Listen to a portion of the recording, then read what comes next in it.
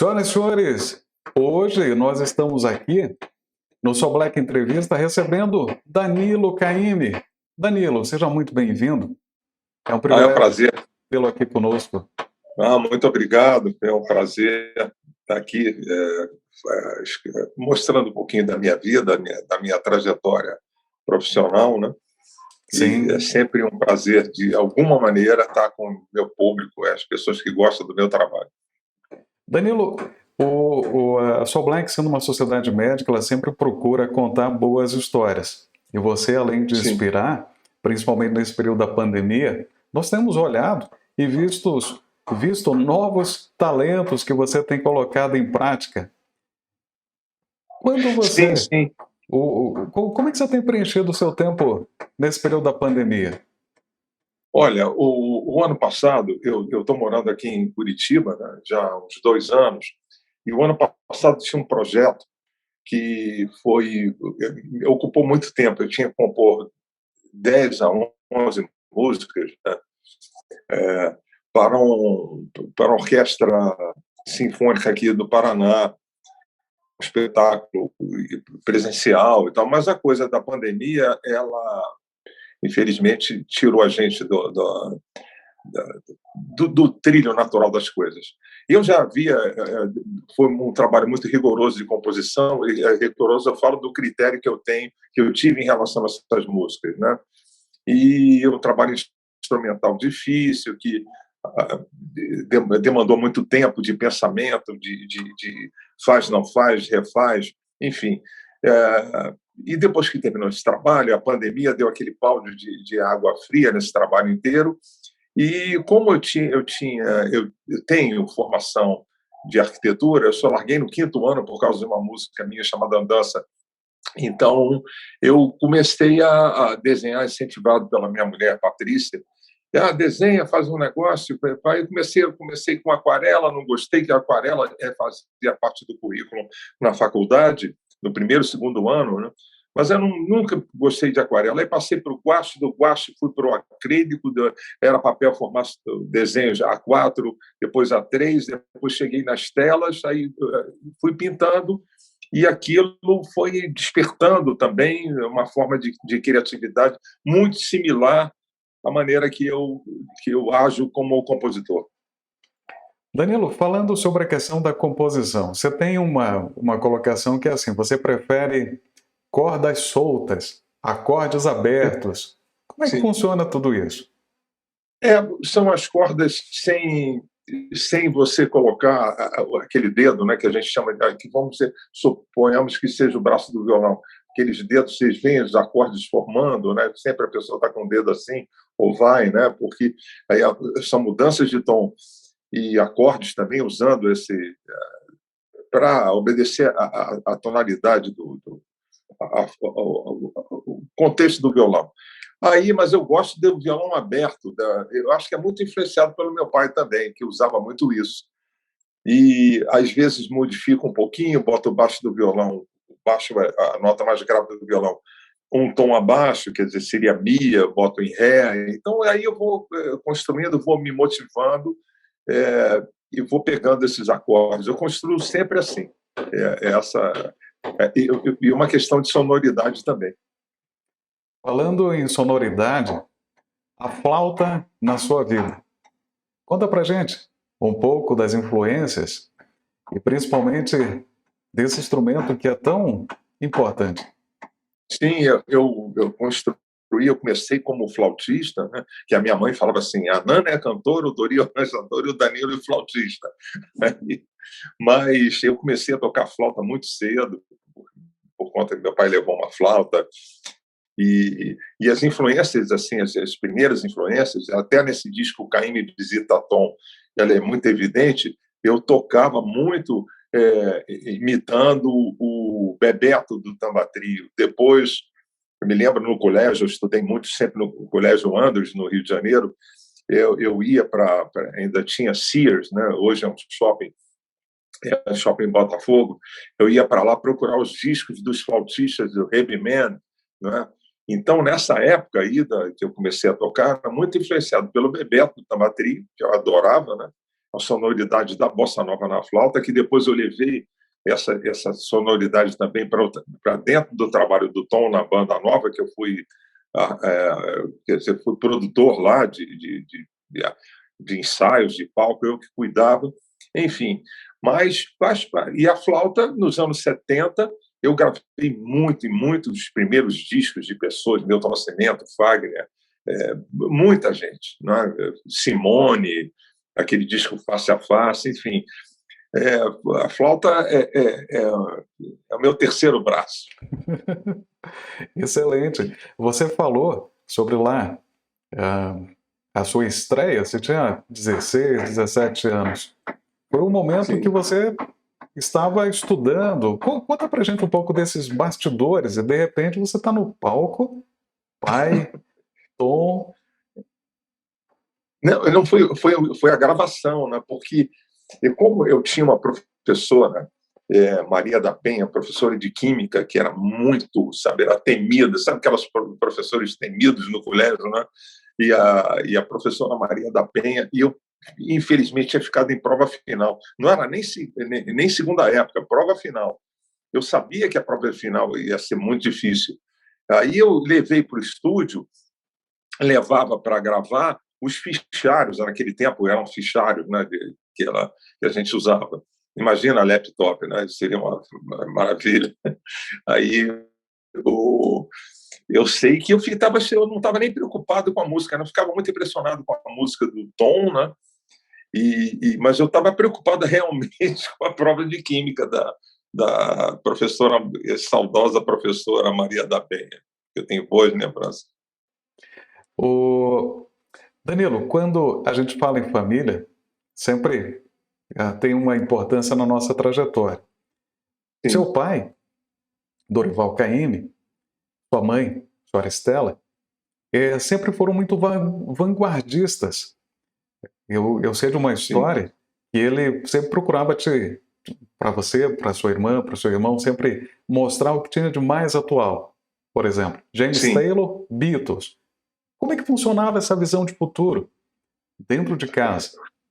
Eu não sei, eu também acho que herdei do meu pai a curiosidade e o amor por tecnologia, né? Eu gosto muito estou sempre lendo alguma coisa sobre a internet desde o começo, né? E o meu pai sempre foi assim. Ele levava, porque ele era contratado quando nós éramos pequenos, ele era contratado da Odeon, então ele tinha amigos também que tinham acesso a discos estrangeiros, como o Carlos Guini, que era muito amigo dele, de uma família importante lá no Rio de Janeiro, e ele trazia todo esse material para casa. É lógico que era um privilégio para nós, porque a gente ouvia discos Louis Armstrong, Ella Fitzgerald, Sarah Vaughan, Frank Sinatra, com aqueles arranjos maravilhosos, que meu irmão sabe tudo por conta disso. Enfim, a gente tinha acesso a tudo, até o rock and roll também, né? Que Little Richards, que eu adorava muito, né? Que quando eu tive o primeiro contato com rock and roll, fiquei alucinado, falei, que bacana. Cliff Richards também, que é um cantor inglês. Uma primeira vez que eu me lembrei, estou falando nisso. E o papai arranjava esses discos, né? Tudo que eu pedia, assim, tem o disco do fulano, ele vai ver, trazia da Odeon. Então, tudo isso faz parte de nossas vidas até hoje. E minha mãe também foi a minha mãe que me apresentou os Beatles. Ela tinha ido ver o primeiro filme dos Beatles, falou: Danilo, tem que ver isso, é maravilhoso. Ela foi sozinha ver e avisou. E o meu pai me deu o primeiro disco desse grande compositor americano, James Taylor, né, que é espetacular. Sempre foram assim, né? Sempre foram assim. E nessa oportunidade, por exemplo, de você estar em casa, lógico, é outro tempo onde a questão da melodia, da harmonia, da letra, da música em si, ela tinha uma outra batida, um outro modelo de composição. Hoje em dia, a gente sabe que isso tornou, entre aspas, mais fácil de você produzir. Conta como foi naquela época. Olha, hoje a produção, acho que não, com esse movimento da música, dessas grandes transformações da internet, da rede também, isso, logicamente, criou-se vários nichos, né, de composição. Eu procuro ficar atual, sempre atualizado com maneiras novas de compor, né? Hoje você vê que nós temos aí eu consigo detectar isso em muitas séries de televisão, séries italianas, inglesas, já a inteligência artificial trabalhando, compondo para séries, né? Dá para ver, quem é compositor dá para detectar. Então, a gente está num tempo de algoritmos, né? E são tempos diferentes. É lógico, e maneiras de composição diferentes também. Hoje, você não, só em casos especialíssimos que você tem que gravar uma grande orquestra, como o caso dos americanos, gravar esses filmes tipo Star Wars, aí você tem que botar uma orquestra toda no estúdio, gravar de primeira, não tem playback, não tem nada.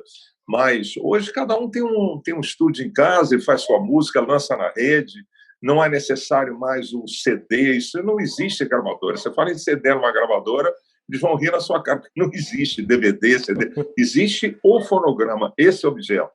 Por exemplo, o Tom se preocupava de uma tonalidade para outra nas faixas do disco, do CD, porque aquilo tinha um sentido, um sentido subliminar, né? Uma narrativa. E hoje não, hoje são peças, né? Que elas não são aglutinadas, como era um CD. Não é? A pessoa lança um símbolo aqui, um outro ali. São coisas diferentes que eu gosto de ver e acompanhar e não perder o trem, porque eu sou muito curioso. Né? Acho que faz parte da vida do artista essa curiosidade. E falando em curiosidade, vamos falar de Andança, 1968.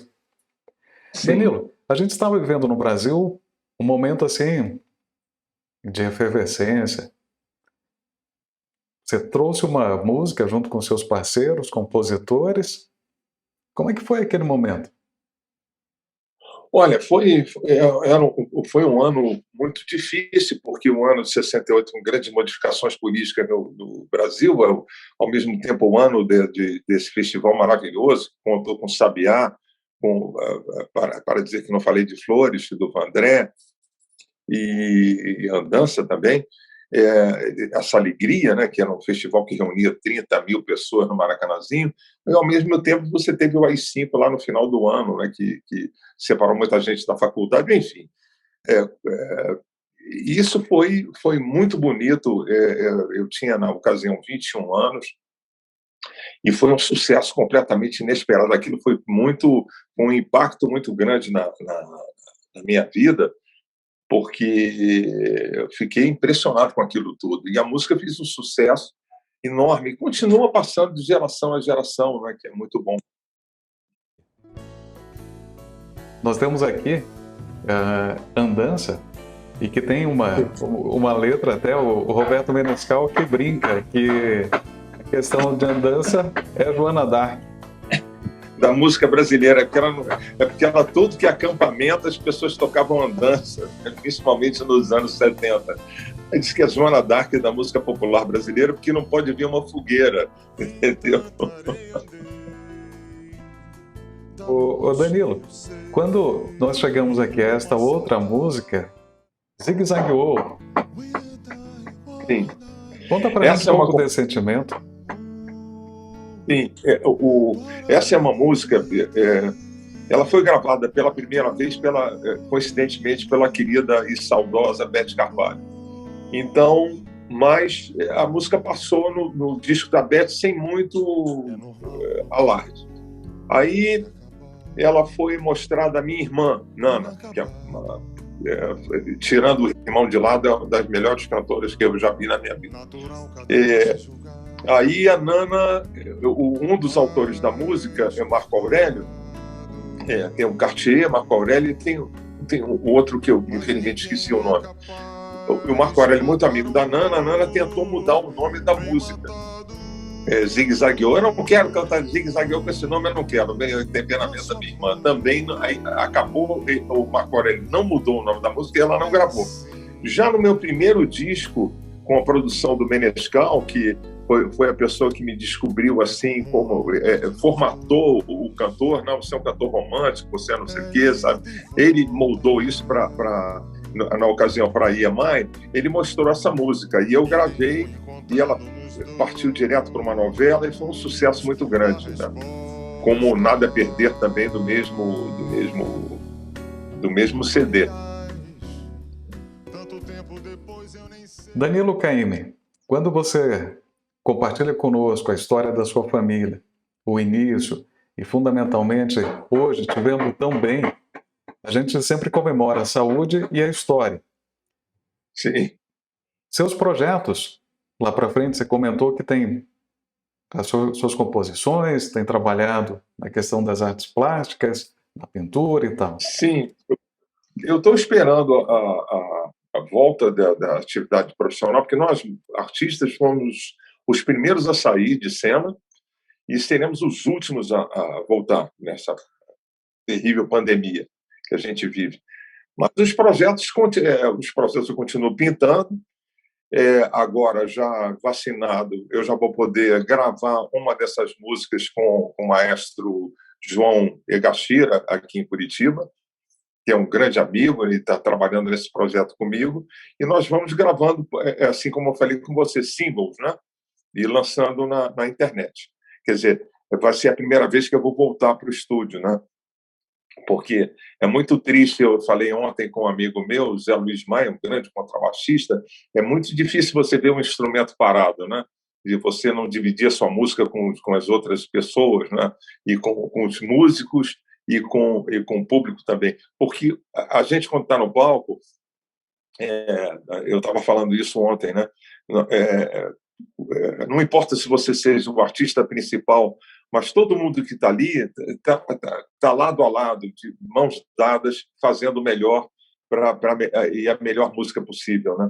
Então, isso é muito bonito. E eu sinto falta um pouco disso, sabe? De tocar com os meus amigos músicos, né? Estar no estúdio. E foi difícil, está sendo difícil. Eu tinha shows em Portugal com uma grande cantora que eu gravo meu recente CD na Universal, foi Danilo Caymmi canta Tom Jobim, e eu tinha convidado uma cantora que eu gosto muito, cantora americana, chamada Stacey Kent. Eu ia fazer o ano passado, em dezembro do ano passado, shows com ela em Portugal, caiu tudo, mas a gente continua tentando fazer alguma coisa esse ano ainda, tentar uma volta aos palcos. Parece que a Europa já está um pouquinho melhor, mas aqui no Brasil a gente está perdendo muita gente, que é muito, muito, muito, muito, muito triste, né? Sim, e é um período que nos trouxe grandes ensinamentos e, ao mesmo tempo, novas descobertas do que somos. Danilo, Exatamente. neste momento que você fala do artista, e fundamentalmente das pessoas que nos assistem e estão sempre na expectativa de que dias melhores possam chegar e eles virão, com toda certeza, é uma questão de tempo, eu gostaria de concluir nossa conversa, te agradecer muito, mas com uma parte da música, com o devido respeito, do Zig Zagueou. Esse nosso amor zigue-zagueou e foi sem direção. Se foi bom ou ruim, foi demais. É muito peculiar. Mas, por favor, na sua voz. Pô, eu não canto há tanto tempo, é normal.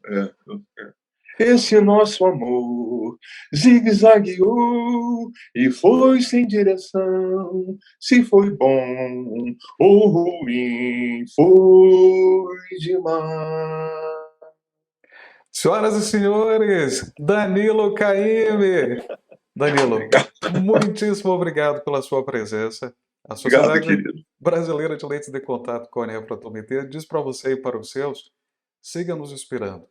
Siga. Obrigado, muito obrigado. É a minha função, é o meu trabalho, alegrar a vida das pessoas e nesse momento difícil, dar um pouco de esperança que minha música ajude, dá um pouquinho de alegria às pessoas que estão presas em casa, estão se cuidando, ou que estão doentes também. A música sempre leva para um espaço diferente, para um outro tipo de concentração, não é? Eu fico muito feliz com isso, da minha função como meu ofício como artista. Sem dúvidas.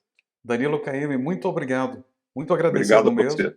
Muita saúde e a todos que nos Obrigado. deram o privilégio da audiência, sejam sempre muito bem-vindos. O Danilo também está nas redes sociais, a gente compartilha aqui para que possam acompanhar esta trajetória deste artista, desta pessoa.